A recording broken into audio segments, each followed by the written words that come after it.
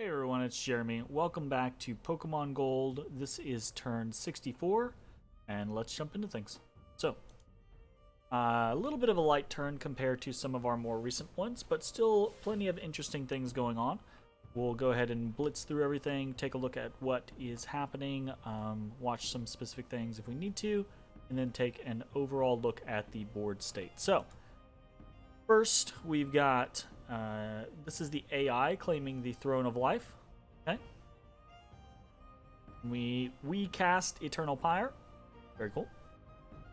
Auspex, nothing. Got a Voice of Apsu, which actually got two things. If we go here, Chitterpalm and Weeping Stone. So Weeping Stone is just one water gem. Chitterpalm is one water gem, 50 supply points, and the recruitment of Marcata, which is kind of whatever. We don't care about that. But nice. Two water gems. Very cool. Next up, we have cast Jirachi Quest and Regice Quest. Cast Augury, got nothing. Arcane Probing, got nothing. Our global enchantment was dispelled when another global enchantment was created. And Dire Portent. So, Venusaur is number 1, Prince of the Healing Arts. He who hungers for the sun has called upon the 3 kindly ones and unleashed them upon his enemies. So Celadon City put up the kindly ones, which creates these 3 individuals that will attack people throughout the world every turn. So one of them prioritizes attacking individuals who have high kill counts. Okay. One of them prioritizes attacking individuals who have high blood, I believe, and the other just attacks at random. So this will actually stay up until these 3 are dead or it's removed. I don't know how to gauge this effectiveness. So we're just gonna have to see. But it's possible that they just get slapped down because the kindly ones are interesting, strong, but not like crazy strong. That's why I don't think you see this very much in a lot of games. Or maybe you do see this a lot in a lot of games. I just haven't seen it in a lot of my games. So, yeah, I'm interested to see what happens here. So, moving on. We got unit killed in marching. We were attacked in Bog of Beasts. Lost. We attacked in Faron Mountains. And this actually kind of turned into a bit of a shit show. So let's watch this real quick. Alright, so this is a combination of our Goon Squad plus one of our flying groups, our raiding parties, plus Radon, who actually is kitted out a little bit here. But we're up against a fairly large squad of fortresses and 2 Steelixes. So what happens is pretty unfortunate. We have our Hitmonlees and Flyers come down, and the chain explosion just happens, right? But it doesn't kill enough of the fortresses. And then what happens is our Goon Squad comes down and kills the rest of the fortresses and just gets exploderated. So the Goon Squad dies there, which is unfortunate. What is okay, though, is that we end up routing. You see right there, he got hit. So he routes. And once he gets off the field, that's their leadership. So I also think at the end, as long as Radon didn't route, he probably would have killed the Steelixes, as evidenced by, we'll watch here just for a second. So this Steelix gets away, so he turns around and he goes for the other Steelix and pretty handily kills him in just 2 turns. So I think Radon, as long as he didn't route, would have taken that regardless. But overall, a pretty bad loss for us compared to what he had. Because keep in mind, all these fortresses are going to respawn. So That's a bit of an annoyance. And this is kind of one of those reasons why I didn't default to utilizing Black Belt Goes, right? Yes, in the very beginning we had the ability to equip them with things like Great Swords of Sharpness, but they're so fucking squishy that any hit is going to kill them, right? So I definitely think there was a different route we could have gone with how we played the last 30 turns of the game. But I do think that this is a good example of why the route that we ended up taking might have proved to be the better route in the long run. Because I think if we had jumped the gun and sent several Black Belt Goes out and they died to some Steelixes, or even died to just some Fortresses and had their items picked up, that might have been a very bad turning point for us. Because I think we can deal with Steelixes with items now, but I don't think we could have 20 turns ago. So, alright, next up. Olivine City attacked Atlantis but was defeated, so he tried to basically take that province back. We got a Prospector Genius, finding a small gold deposit in Ograthon. Got us a very good gold event, very nice. This is also normally a very good gold event, but this is in Sintala, which is way up in the middle of nowhere and has like 20 fucking 20 income. So I doubt we really got anything out of this. Stars are right for alteration in 3 months. Cured some battle afflictions and some diseases. Did some patrolling. We were starving in Berman Highs. We knew this was going to happen. We got some promotions. Nice. Okay. So, I actually learned something this turn, and we actually got really lucky. So, we got Eternal Pyre and Galegate up. We did lose our Stellar Focus. But I found out, I learned, that the global enchantments do not work the way I thought they did. So, I had always thought, and I don't know where I picked this up, but I had always thought that when you cast a global enchantment and there are already, all the slots are already full, right? The new global enchantment will target the, quote unquote, the concept being weakest of the global enchantments, the one that has the most, the one that has the fewest gems put into it, right? And if you put more gems into it than that global enchantment, then yours overrides. And that way it was kind of like this stacking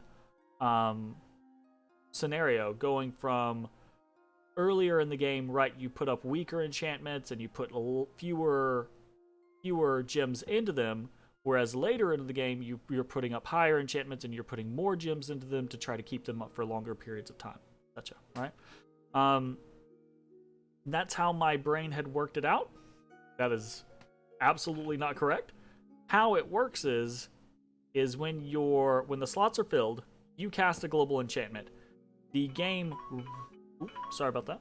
The game randomly determines, why is it going off at 7:55? That's so weird. The game randomly determines that which global you're trying to replace. Okay, so it just rolls and then picks the global that you're facing off against. And then it's a matter of how many gems was that global overcast by versus how many gems was your global overcast by. That's what it comes down to. With a couple of other little factors in as well, but moving along from it.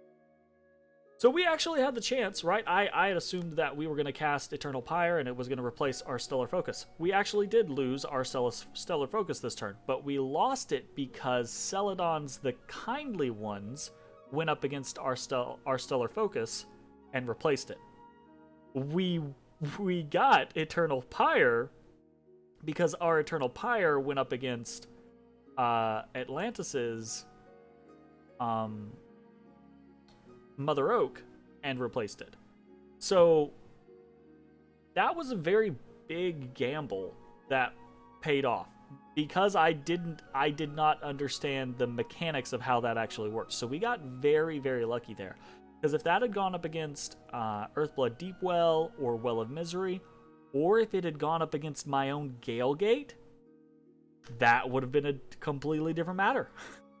We would have just dumped 160 fire gems into nothing. And that would be really, really unfortunate.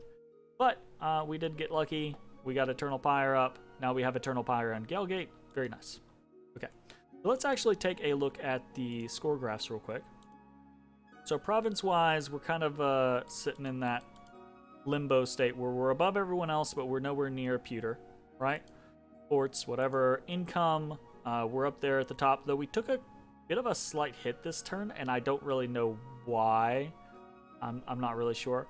Our gem income has now sharply risen, but this is kind of an example. If we look at it, we knew that we were making around 65 to 70 gems per turn previously. This puts us at close to 90 gems per turn. Ooh, so this is a 20-point jump, which means he's making upwards of 40 to 50 more gems than I am per turn. Oh my goodness. That's gonna be tough to deal with. Like, that's just gonna be tough to deal with. So we're gonna have to figure that one out. Research-wise, we're still well ahead. That's nice. Dominion-wise, middle again. We're above everyone else, but not Pewter. Army size, above everyone else, but not Pewter and not the Ghosts. So, interesting stuff. What is happening this turn? This is kind of akin to last turn in that we don't have a lot of big crazy stuff happening this turn, but we've got a bunch of little things happening. So I've been in coordination with Atlantis quite a bit this turn. Atlantis is going to be pinging Olivine City and then trying to attack Olivine City soon. They're also moving into Windsog Forest. I'm not super happy about this. I really didn't want them coming off the coast. I really don't want them taking any of Olivine City's territory. I've worked for it for a very long time, but it is what it is. However, we'll see how it goes, right? They're going to take 87. Then he's trying to put together a force to work on the actual capital itself. So we're moving into Woods of Weeping this turn. So in the Olivine City front, right, this is kind of halfway between the Olivine City, Saffron City, and Violet City front. We're moving into Woods of Weeping this turn. Next turn, we're going to be hitting Lost Canyon Ring. We're moving into Spires of Ascension this turn. Next turn, we're going to be hitting Storn Woods, right? And the goal is to kind of sweep up into this area. Okay, and from there, a lot of different things, it plays out differently, right? I've been in communication with Violet City. He would like his cap back. I've done a lot of work. If I give him his cap and his cap circle back, it gives me this very odd, weird-shaped territory, which I don't really like the idea of. And I'm stuck in this limbo scenario where I'm bordering Atlantis, bordering Celadon, bordering the Ghosts, bordering Vermilion, bordering Violet. I want to fight Pewter. I'm not. He's the one fucking person I won't be bordering. So we've talked about this a little bit, and I've actually reached out to Violet City in the concept of like I do the work, I take over this land, right? Then I trade him this land for this land. Okay. That the concept being that he gets a fair trade, right? He gets territory up here that he's going to be able to utilize. He gets his capital back without a fight from me, right? And his territory is a decent shape and a decent size still. Like if we take a look back at the score graphs, right? Violet City is still fourth, right? Through all of this, Violet City is still actually fourth. So that's something to keep in mind. And then if I take this territory, that gives me a connection to Pewter City. So I can start harassing him. I can start duking it out. I can try to bisect his territory, perhaps, right? There are infinitely more options than what I had previously. So that's the scenario that we're aiming for. We don't know that that's what's going to work out. So moving back into fronts, okay? Olivine City front, not a lot of action happening. Saffron City front, we're moving into Woods of Weeping with this whole force, right? We're also moving Lugal Kurdab into Woods of Weeping as well. We're also moving Redan into Woods of Weeping. We're moving Fraz and Shaikal in this little tandem set. One casting Weapons of Sharpness, one casting Strength of Giants. And they're going to be this little tag team together. We're going to see how that goes.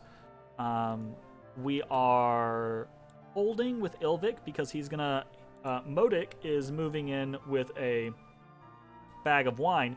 Ilvik's going to bring another bag of wine next turn. Okay. We're actually not recruiting a Steelix champion this turn because we are recruiting a Cyanwood City nurse. We're actually taking this whole turn. We used the gold that we have. We're taking this whole turn to do kind of a weird setup with our recruitment. So we'll go over that. And one of the things that we're doing is a nurse, because we need a nurse up here in Saffron City to cure some things like these grunt acolytes, and then maybe to put up with this group period to try to get rid of some of these. So we'll see how it goes. What else are we doing? We've got recruitment of battle girls going around. Nothing there. Over in Violet City, we're moving forward into Spires of Ascension. We have resupplied our Kyogre. Over in Three Pine Grove, we are casting Latios quest with our 2 Astral Schoolgirl. She's got a Starshine Skullcap, a Crystal Coin, a Ring of Sorcery, and a Whip in order to make her a Taskmaster, and Astral 5, so she's kind of boosted the fuck. But she's going to cast a Latios quest for us. I think I'm not just, now that I know about the issues with the legendaries, I'm not just trying to summon any and every one of them. I'm trying to be a little bit more selective about what I try to pick. So we're going for that. We're still going to keep recruiting schoolgirls probably for the rest of eternity. We're doing some black belt goes over here. And part of the reason we're doing these battle girls, black belt goes, is because we need some troops to ferry things around, but we also need some spares to build some temples in some areas. We need to get our dom spread a little bit better. And we need, I think we're potentially going to try to start blood hunting again in Dathan. And we're probably going to start saving up nature gems to try to cast Lamia Queen a couple of times. So we'll see how that goes. In Viridian City, we're getting some fire white belts. These guys are the stealthy ones that turn into Tie Rogues or Hitmontops with a bunch of Tie Rogues. We've got a little bit of a force of them, right? Right here. I want to start building this out, because as soon as maybe even if we don't have a border with Pewter City, one of the things we can do is I can let Violet City know, hey, if this doesn't work out, right, I can let Violet City know, hey, I'm gonna move some people into your territory, don't patrol there, right? And if I accidentally ping it, if I get caught out, I'll leave it alone, right? This is not a declaration of war. So I can basically send people through into Pewter City's lands and start fucking around with them. That's the plan. But I'm going to need bodies for that, and I'm going to need bodies that are relatively effective, and I think these guys will do the trick. So, see how that goes. What else is happening? Over here in Impassable Mountains, we are recruiting Black Belt Go and a Crush Girl. We're actually we're gonna have to recruit Crush Girls for maybe not a while, but I wanna make sure we start ferrying these out. Every time we hit 80, we're gonna put them on a Crush Girl and take them somewhere. So right now we've got Lobomater over here taking an 80 stack to Viridian City, and this is in kind of a preparatory scenario where we can move forward if we need to, right? In Impassable Mountains, we're doing our next Future Fist exploration, and we're probably going to do a couple more after that, right? If we take a look from here, Ininu can't make it to Impassable Mountains, but he can make it up to... where was... Oh, I might actually not be able to do it next time. Oh, it might have been over there. Yeah, he can make it over to Three Pine Grove. So this turn he will do... Cast. Future Fist Exploration. Next turn, he can make it over to Three Pine Grove. The turn after that, he could make it to Viridian City. So I still have 1, 2. So the 1 for the move, 2 for the cast, 3 for the move, 4 for the cast. I still have, and then he'd have to move somewhere. So I still have like 5 turns before I have to have another lab up in one of these locations, basically. So we've got some time to kind of play around with that concept. Which is good, because money's a bit of a problem, as you can see. I don't know why my income has gone down. It was over 5k last time, and I didn't have anything that kind of screwed over my... I guess I lost some stuff up here, maybe? This just feels weird that I lost income on this turn. Anyways, it's fine. So, what else are we doing? In Impassable Mountains, we're continuing things with the Ampharos factories, etc. We need to... So we've got another issue that we're kind of running into, and that is issues like this with Ekis, right? We've got these large swaths of relatively useless Pokemon that we need to kind of get killed off. So... Now that I'm in talks with Atlantis, I am kind of considering seeing if he will let me use one of his pawns as a kill switch. Basically, I could like take a bunch of Pokemon underneath the water and drown them. Realistically, is what that would look like. But I don't know that he will be receptive to that. So we might just have to look for other options.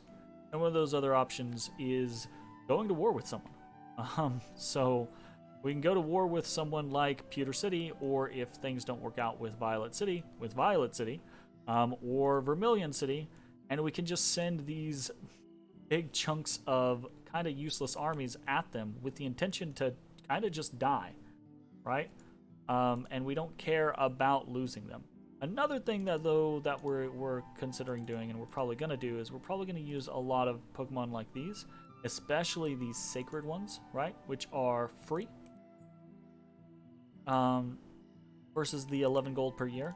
So we've got 20 of those, and these are also sacreds and free. So we've got 8 there. We've got 24 of these. So we can hold on to these, and we can use these for like patrolling a blood site, which would be really good. And then we try to get the rest of the stuff killed, basically. Actually worse to have. Like, these guys are so bad. They're just so bad.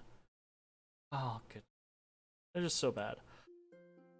I say that they're just so bad. They're so bad for me. Like, they're so annoying for me. But if you had like 50 of them, like spamming Thunderbolts, they'd probably be pretty good. Anyways, so we've got a couple of different things going on this turn. We're doing a Latios up here. We're doing a Latias here. So that's pretty cool. We're making gear. Again, we're doing that whole like trying to make a helmet and 3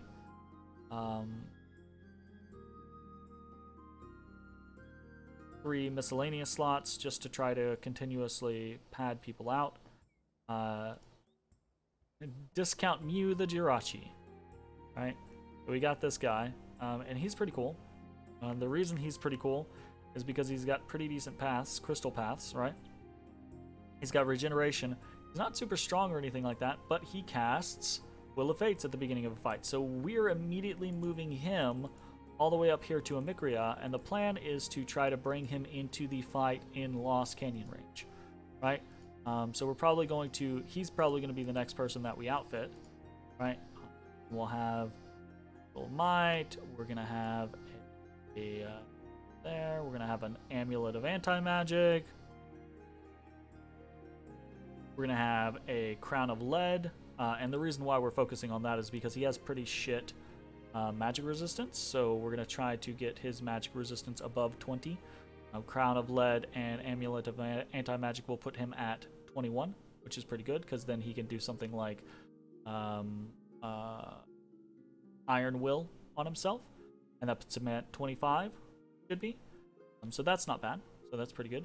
So he can just show up in a battle and Will of Fates all your people, and Iron Will, you know, Protection, or Iron Skin, Temper Flesh, Body Ethereal, just try to keep himself alive, basically.